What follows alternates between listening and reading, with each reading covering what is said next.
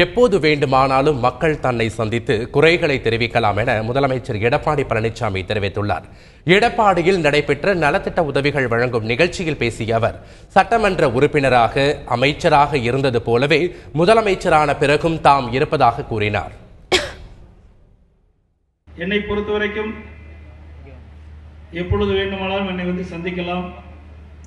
நான் சட்டமன்ற உறுப்பினர் இருந்த காலத்திலும் சரி, அமைச்சர் இருந்த காலத்திலும் சரி, இன்றைய தினம் முதலமைச்சராக இருக்கின்ற காலத்திலும் அதே நிலையில் தான் இருக்கின்றேன். ஏதாவது பிரச்சனை உங்கள் பகுதியில் ஏற்படுகின்ற பொழுது மனுக்களாக ஏற்கனவே கொடுத்துக் கொண்டிருந்தீர்கள். அதேபோல் இப்பொழுதும் நீங்கள் எப்பொழுது வேண்டுமானாலும் என்னை வந்து சந்திக்கலாம். சென்னையிலே காலையிலே 9லிருந்து 10 வரைக்கும் நான் சந்திக்கிறேன். அதேபோல மாலையில் 6 மணிக்கு மேலே வீட்டில் சந்திக்கிறேன். ஆகவே நம்முடைய தொகுதி மக்கள் தன்னுடைய குறைகள் எதுவாக இருந்தாலும் என்னால் முடிந்த வழக்கு தீர்ப்பு வைப்பேன். புதிய பாலம் வேணும்னு கேட்டுக்கிறீங்க.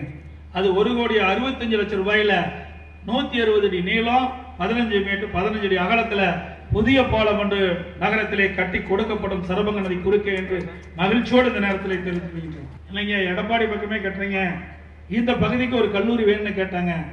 ஆகவே அடுத்த ஆண்டு முதல் பாலிடெக்னிக் கல்லூரி ஒன்றி அங்கே நங்கவள்ளி அரசு உயர்நிலைப் பள்ளி வளாகத்திலே அங்கே திறக்கப்படும் என்ற மகிழ்ச்சியான செய்தியை நேரத்தில் தெரிவிச்சுக்கிறேன்.